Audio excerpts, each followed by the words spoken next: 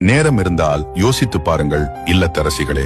சில மனைவிமார்கள் கணவனை மதிப்பதே இல்லை. கணவனுக்கு மனைவி மன உளைச்சலை கொடுக்காமல் இருந்தால் கணவன் மதுவை தேடி போக மாட்டான். அவன் தனக்காக மட்டுமே உழைப்பதும் இல்லை, தனக்காக மட்டும் ஓடுவதும் இல்லை, தனக்காக மட்டும் சம்பாதிப்பதும் இல்லை. அனைத்தும் அவனுக்காக மட்டுமே இல்லை என்று தெரிந்தும் இந்த உலகத்தில் ஓடிக்கொண்டிருக்கும் ஒரே ஜீவன் கணவன்மார்கள் மட்டுமே. ஆனால் அவனை புரிந்து கொள்ளாத மனைவிகளே இந்த உலகத்திலேயே ஏராளம். கணவன்களை சிரிக்க வைக்கும் மனைவிமார்கள் கிடைத்துவிட்டால் கணவன் ஒருபோதும் கோவிலுக்கு செல்ல மாட்டான். மனைவிகளே, நீங்கள் தெய்வமாக மாறுங்கள். நீங்கள் சிரித்தால்தான் அவன் சிரிப்பான். உன் அன்பே அவனுக்கு கோவில், உன் வார்த்தைகள் தான் அவனுக்கு வழிகாட்டு விளக்கு.